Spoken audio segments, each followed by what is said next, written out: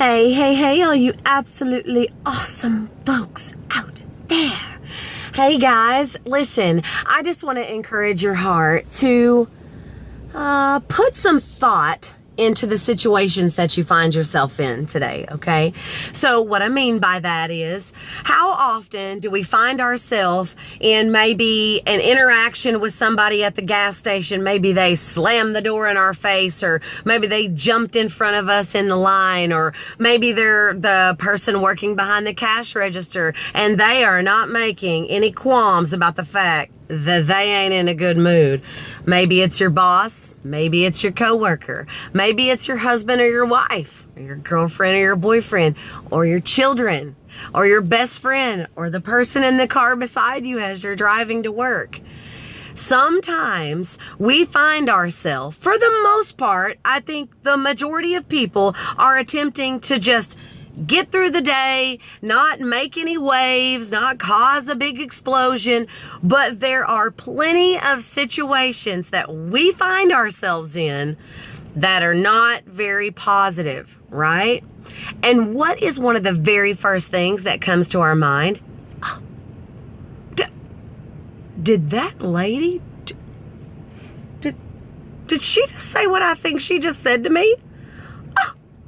Offense. Offense comes to mind immediately, doesn't it? There's no judgment in that, because look, I'm talking right to myself. I'm talking about this human condition, right? All these emotions sometimes get us into a sticky predicament, doesn't it? So the first feeling that we sometimes have, oftentimes have, is offense. It's the first thing that comes to mind, because we're so shocked that we weren't doing anything rude, and this person, husband, wife, girlfriend, boyfriend, child, lady at the gas station, person in the car beside you, has now acted or reacted, well, it would be acted if they kind of initiated it, some kind of ugly, rude behavior. So the offense comes. Where does that offense come from? Think about it. I want you to have a moment where you actually think about, where does the offense come from that we feel when somebody else acts cray-cray? It's because we believe that we deserve for them to act a certain way. It also means that we, even if it's just a mild amount, believe that we have some form of control over them, okay? Because if they acted like we expect them to, based on the respect we expect them to give us, that was a lot of expects, and they're not doing that, and there's an offense, we can conclude that it's us trying to control the situation. Else, there would be no offense, because there would be no expectations. Okay, so let's back up a second. I'm not talking about kids who we need to help lead in the direction that they should go. I'm talking about situations where it's just an open circumstance and we find ourselves offended by some kind of action. So talk to yourself about it. Come on, guys. We all know, check my clock real quick. We all know that throughout the day we talk to ourselves, right? I know I do. I think the majority of people would be certifiable and ready to be locked up if we actually took what was going on in here and put it on a loudspeaker throughout the day where everybody could hear it. We talk to ourselves, right? So a few questions I want you to ask yourself is, how can I love this person more? Whoa, this person just called me a stupid SOB and told me they wish that my mother would have aborted me. How in the world do you expect me to wonder about love? Well, the reason I expect you to do it is because it's who you are. It's actually your nature, okay? So when we ask our question, how can I love this person in this situation? It automatically lowers our defenses.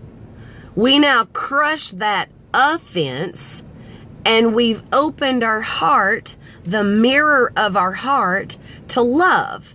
Now, because we're one and we've opened that mirror to love versus offense and defense, what are we going to do?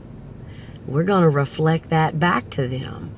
Even if the situation doesn't change in front of us, we don't get to see the result of our change of how can I love them. It will change something on the inside of that person. We reflect love, they experience love. We reflect offense or defense, they experience offense or defense. So now that we've asked ourselves, how can I love this person? Then act on it. Like, just do it. Like, how can I love this person at the gas station who just called me this crazy name and told me to get out of her line at the gas station? For me, it would just be natural, not because I'm just so perfect, but because I'm just trying to operate from my nature, to lean forward and say, hey, listen, it kind of seems like you're having a rough morning, and I just wanted to remind you that no matter what you're going through, that you're loved, and I hope the rest of your day gets better. Okay, take care. Sounds pretty crazy, sounds pretty out there, but it is our nature. And then thirdly, so we've asked, how can I love this person? Then we've acted on it. When we walk away, walk away. Don't take all that nastiness with you, okay? Because it will be like a little backpack that you'll now carry around throughout the day. And you'll find yourself stressed out about something else, and guess what'll come to mind? This morning started out ugly already. No wonder this stuff's going on. No, just let it go and walk away. You guys, this life is not easy, and it is certainly not just a laundry list of things that we can follow and that it'll go our way. It's complicated, isn't it? So today, ask, how can I love? Act on it, and then when you leave the negative situation, actually walk away from it. I love y'all. Rock out your stinking day. Word. Oh, and I love you.